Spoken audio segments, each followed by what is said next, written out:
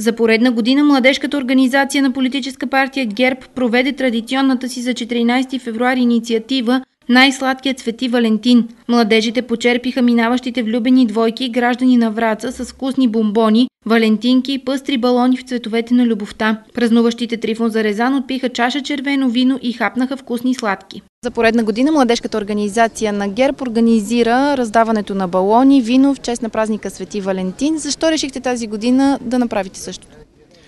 Ние знаем, че по принцип това е празник, който не е точно български, но в крайна сметка също така знаем, че хората обичат както виното, така и любовта и решихме да ги почерпиме, като по този начин казваме, че ние също обичаме виното и любовта. Младежите почитат ли този празник или предпочитат да празнуват Трифон Зарезан?